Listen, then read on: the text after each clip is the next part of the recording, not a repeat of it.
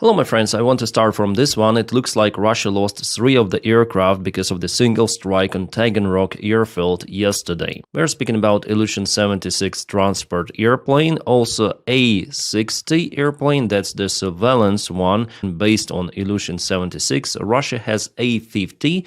They still operate 3 of those at least, but Ukraine was capable to shut down several of those, plus 2 of the units were flatlined during the spiderweb operation. So this A-60, it wasn't operational one, it was the experimental. A single unit was produced and it was flatlined just yesterday. There is also one more airplane, bomber Tupolev 95, that was parked at the same apron, and you can see probably over here there was the strike of the Ukrainian probably drone, and the Russian military channels familiar with the situation, they say that the shrapnel went all around, also hitting this aircraft. And it is understandable that this strategic bomber is no go any longer. It requires at least serious maintenance, or maybe it will be written off, because if shrapnel hits, penetrates force elements of the airplane construction, longerons, bulkheads, formers, which are very important for the structural integrity of the airplane,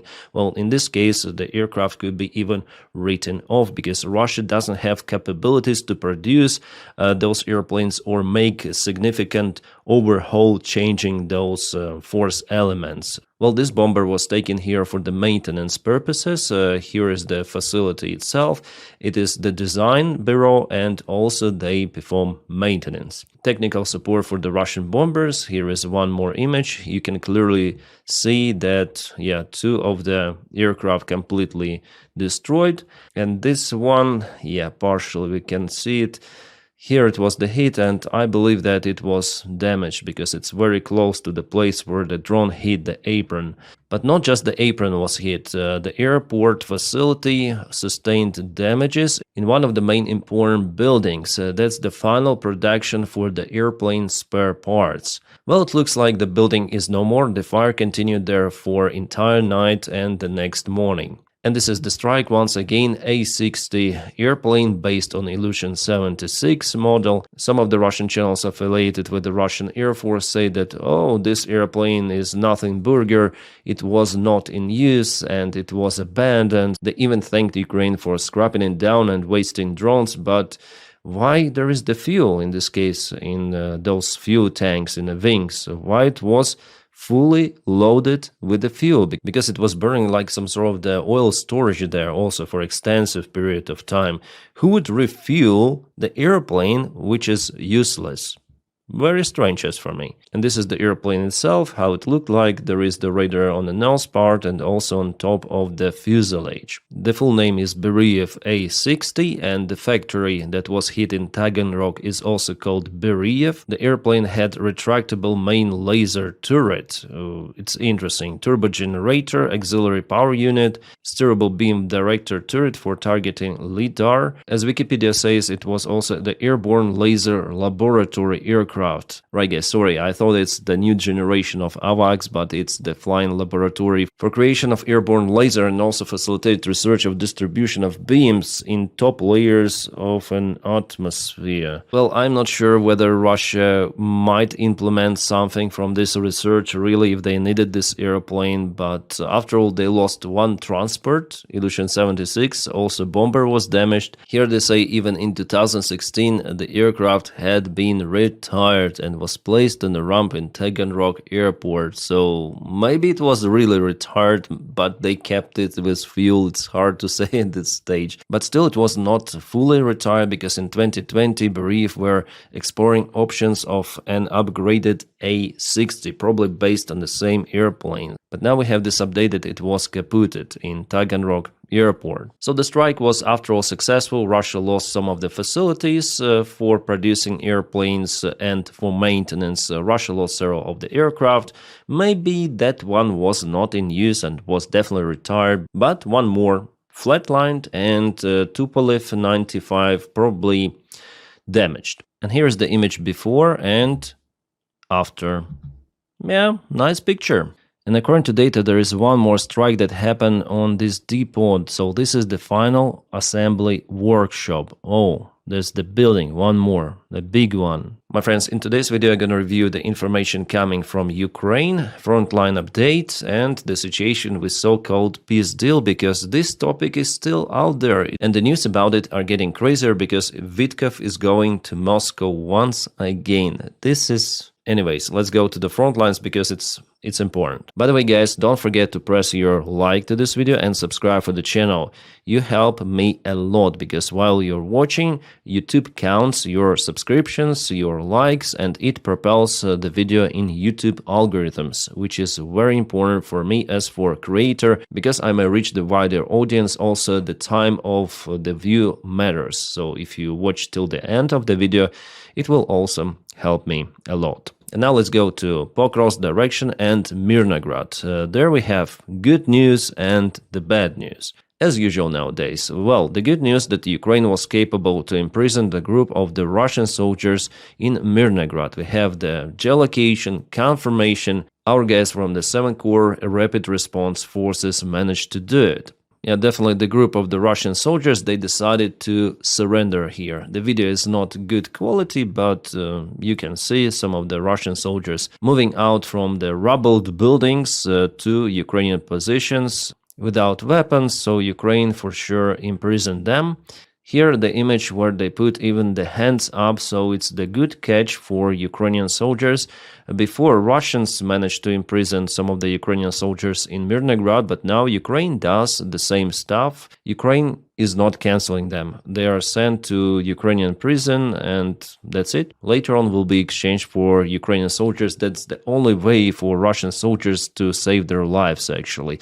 And here I want to tell about different direction, another part of the front lines where one of the Russian soldiers decided to finish the fight for Russian Federation and to surrender for Ukraine. And for that he managed to escape the Russian army. Here he has already been imprisoned by Ukraine. He's from Dagestan himself. He gave the short interview of how he was imprisoned, how he went to the Russian army. He was arrested in Russia actually for transporting the wheat, and later on he was taken for the Russian army, or maybe he signed the contract with the Russian army himself from the prison. Later on he received a one-way order. He understood that it's gonna be the end, so he tried to escape and his escape was successful. What is interesting that he alone went from the Russian positions behind Mala Tokmachka. Yes, so he was imprisoned on the way to Orikhiv. He was spotted by Ukrainian drone at the railway. He was waving, I surrender, and yeah, he was taken. So it shows that if there is the group of one soldier, well, group of two maximum, yes, 3, Russians may go behind Ukrainian positions with the help of the bad weather, poor visibility conditions, fog, they might do it. So he said that it was foggy morning, and I walked across the railway, no one spotted me until this point. Yeah, we have the geolocation. Crazy, but it happens. And also the situation in Mirnograd is kind of concerning because yes, Russians surrendered to Ukrainian soldiers, but they managed to get to the central part of Mirnograd. And it wasn't a single soldier, there were at least 5 of those. So the front line, it is not like that, it is not like this, it is fully boiling now, fluctuating here and there. There are some of the groups of Ukrainian soldiers, Russian soldiers, drones are flying. That's the total chaos. That's how modern day war uncovers itself on the front line. So all of those lines, they mainly do not matter and only drone where Russians are or Ukrainians are spotted. As for some of the good news, Ukraine continue infiltration attempts also towards the central part of Pokrovsk. Our forces were spotted there. It's hard to say when actually, maybe a couple of days ago, maybe 3, because at the same time Russians were spotted here, this crossroad. And let's go to the deep state, what they say about this update. So it was yesterday, it is today, so Russians moved a little over here with their main forces, and this bottleneck, it changes. So this doesn't really exist. All of this is the gray area, I would say. What we have from the bad news more that Ukraine lost one more vehicle. We'll see what is that. Yeah, geolocated confirmed that's the road which Ukraine uses for supplies. You may say that there are already many of the vehicles which were hit by Russians. Oh yeah, that's the old video. I already shared it on my channel. That's the MRAP that went down from the road and was hit by the Russian drones. No one was inside. So we'll not count it as the bad news for the last 24 hours. Well, as you understand, there are just for now minor changes in Pokrovsk and Mirnograd, and despite what Russians are saying, still there is no full physical encirclement. In Rodenske, the fight is ongoing. Well, I'm still waiting for the most recent update from the Mykovsk map, so we have the update actually from the deep state. Let's go to that one, step by step as they say. So in Siversk, Russia moved closer to the settlement. It was yesterday and it is today. Probably their infiltration groups already in the city. It's kind of fast. I mean, they advanced fast towards Siversk from the eastern side. The fight for Verkhnokamensk and Verkhnokamenka was for a long time, but after those are just the fields, and Russians managed to jump here. So they will occupy Siversk pretty much soon. After Siversk, there is the nature obstacle, the river, and also kind of the difficult terrain. The problem here, if we check out this map, that the Russians already passed the main defense line, yeah? Not by the main forces, but the gray area expanded. And if we'll not take into account the nature obstacles, the next defense line is pretty much far away. It could be the Russian advancement even towards Slavyansk. And we see that from Siversk to Slavyansk there are not many villages. How many there are? 1, 2, 3. That's it. That's the straight way. The only thing that might stop Russians here are some of the water obstacles, local obstacles, and difficult terrain. And also Ukrainian army, yeah. Yeah, I should have drawn it with a red color to show you. Well, yeah, definitely the situation here is not good. Not good. And let's zoom out from Siversk. So it was yesterday and it is today. Russians also advanced a little, moved towards Nova Veselivka, a very small village here, but they move. Now let's go to Zaporizhia direction, the important point for Hulai Pole. And there Russians also moved towards Zatishna village. Slight advancement, but still it happened. Alright guys, absolutely unhinged and crazy news are coming relative to the peace deal and to Witkoff personally. The White House administration is flushing itself again, this time more seriously, because the full script of the phone call was published between Ushakov, advisor of Putin, there is he on the background, and Witkoff, where they discussed of how to present Ukraine for Russia, how to make Russia win. Basically, it's like that. Witkoff advised Russia on how to pitch Ukraine plan to Trump. Yeah, I'm not subscribed for Bloomberg personally to get this information from original source. Well, the original source is for sure United States intelligence that gave everything of that to Bloomberg. I am 100% sure of it. I think also Ruzzia advised them to do it because they're just tired of Witkoff, who basically works for Russia. But anyways, we have some of the explanations. So Steve Witkoff called to Putin after the Gaza ceasefire. According to Bloomberg, Witkoff gave Putin's team the game plan. Call Trump before Zelensky's visit to the White House. Praise the Gaza deal. Show you are serious about peace. So Witkoff is advisor of Putin, telling him how to deal with Donald Trump. It's behind the curtain game. So Witkoff is a traitor because he works for interests of the other country. And remember that visit to the White House, that call really mattered. And Zelensky during that meeting was pushed by Donald Trump and by Witkoff personally to give up Donbass and to reduce the army. Basically what they presented recently with this plan, 28-point plan, yeah? It's the job done by Witkoff in cooperation with Russia. And now it is freaking evident because it was published right away, like 1 hour ago it was published. I'm filming this video. Also, publication confirms that the 28-point plan originates from Russia.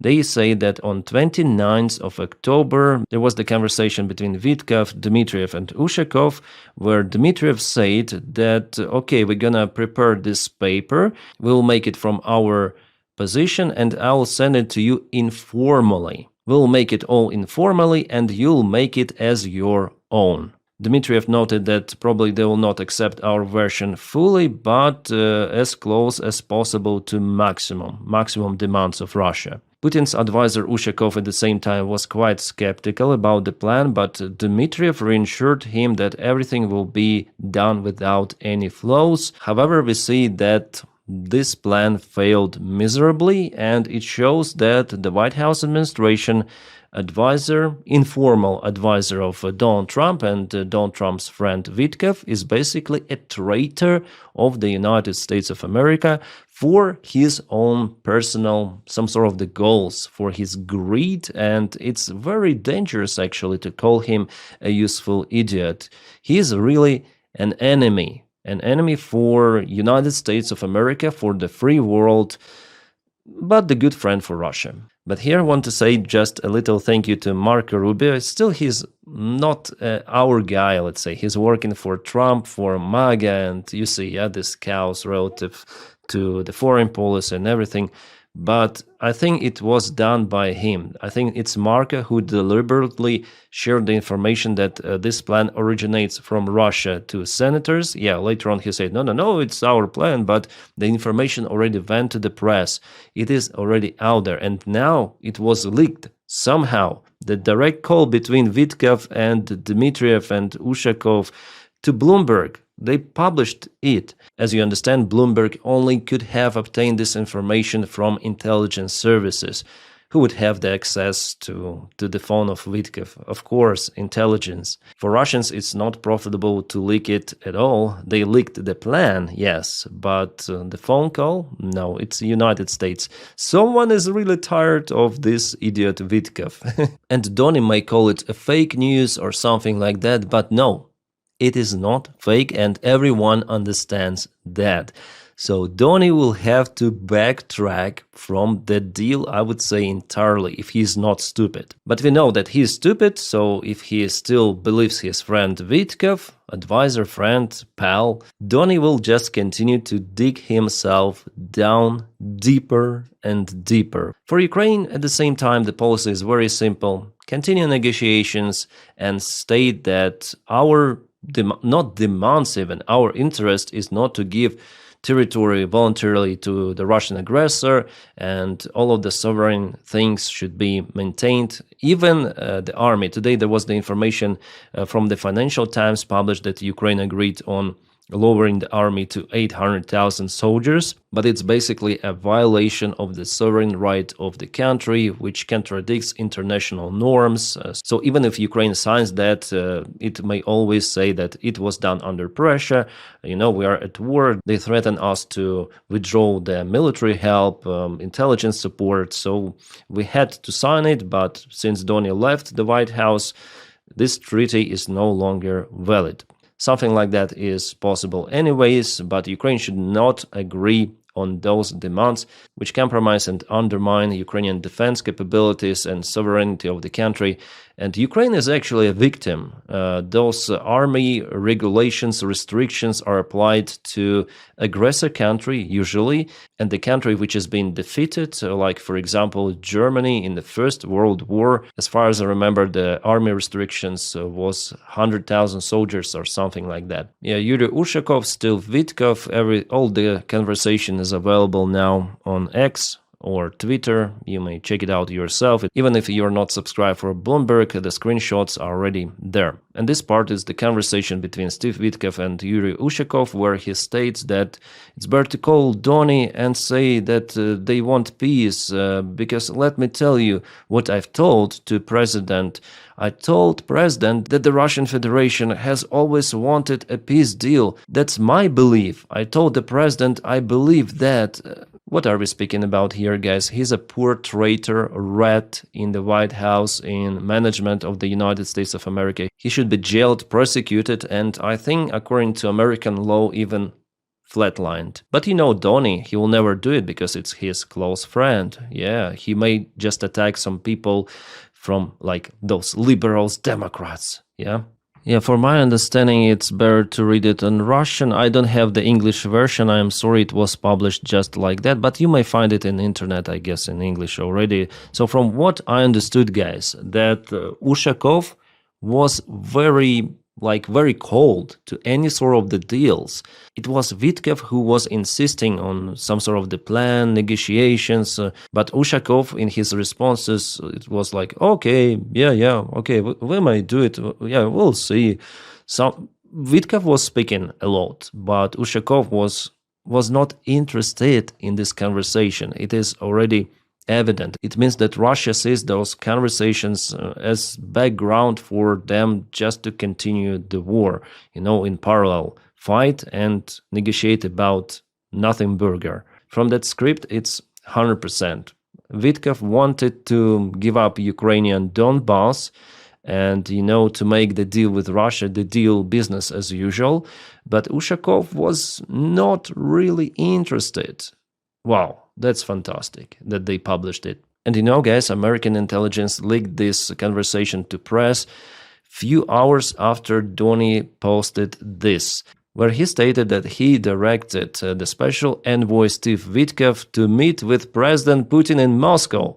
Yeah, once again. At the same time, Secretary of Army Driscoll will meet with the Ukrainians, but Driscoll is some sort of the new ambassador instead of Kellogg or what. Trump also mentioned that he will meet with Putin and Zelensky. Yeah, Zelensky and Putin. Only then the deal to end this war is final. Yeah, of course. The deal is not final and will never be, Donny. And what should he do now with his statement about Steve Witkoff? Now he looks like an idiot because he basically sends the Russian agent to Moscow once again. We are at the same circle.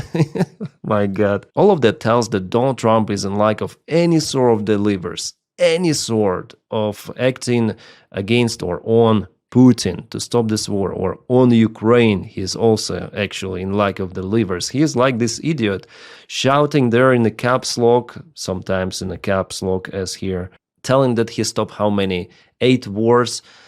But he's an idiot. And with Donald Trump, no peace deal is possible, guys. Believe me. All of those negotiations, calls, they're made just for Donny's attention. For example, Ukraine wants Donald Trump not to finish the military support. Well, now it's not a direct one via Pearl, where European allies are purchasing, for example, Patriot air defense missiles for Patriot systems. So Ukraine needs that, of course. That's why Zelensky is so concerned.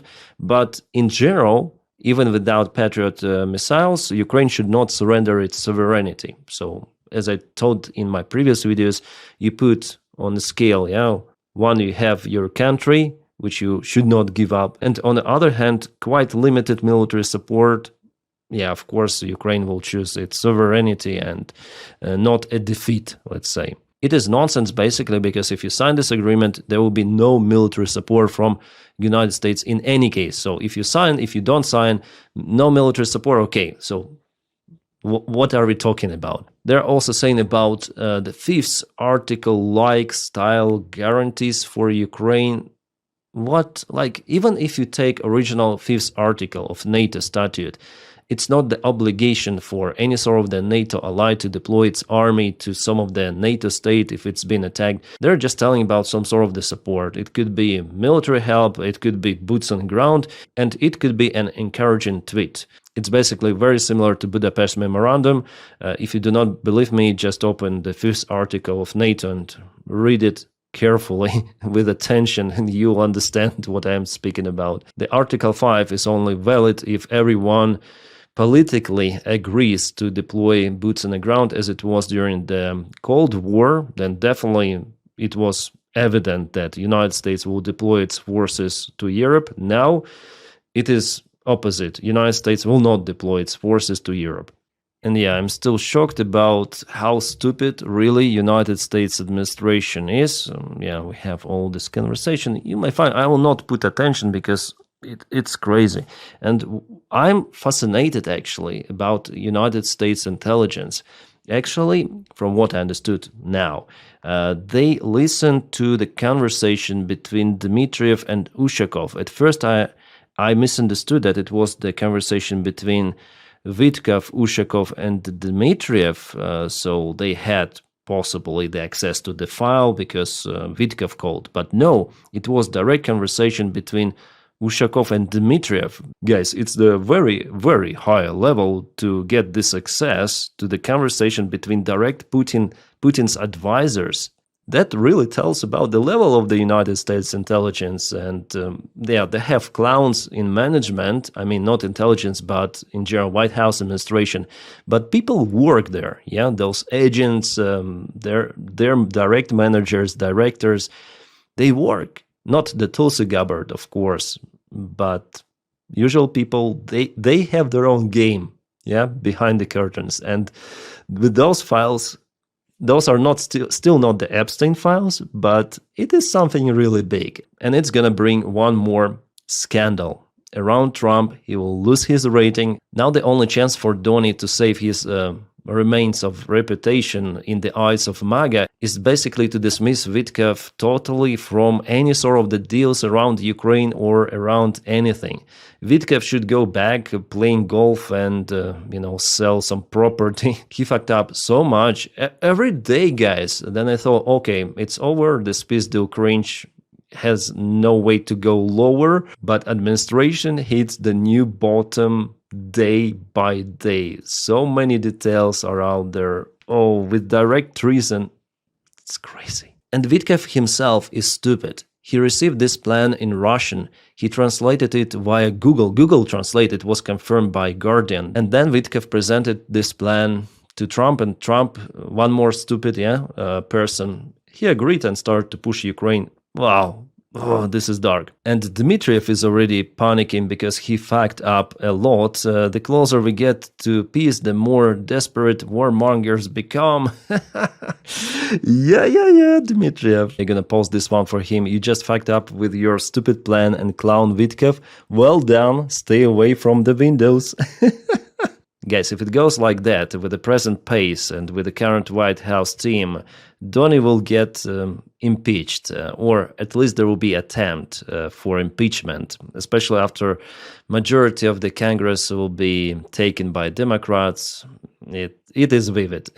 In 2026, Donny will be screwed. Well, maybe he will stay in power, but it will not be easy walk for him. They're digging themselves down, and it's very good for Ukraine, actually. All right, now what will happen? Russia will not accept the corrected 28-point plan, or they will propose their own plan that returns those original plan of 28 points that was proposed by Russia, and we're gonna run those circles, yeah?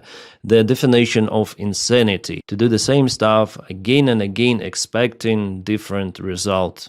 Yeah, that's the insanity. You know, guys, what I want to say, that if you want idiot to fail, don't do anything. Let this idiot to do the job for you. Just wait, and it will happen. And saying so, guys, please support me on Patreon or on membership of this channel. The Patreon link is in the video description right below. The membership, you may just press the button join over here. By doing so, you make this content and my job possible. Thank you so much for it. If you don't have this opportunity, you may subscribe for the channel, like this video, and later on subscribe for the channel. And also to propel this video in YouTube algorithms. Thank you so much for it as well. My friends, I wish you all a peaceful sky wherever you are, and have a great time.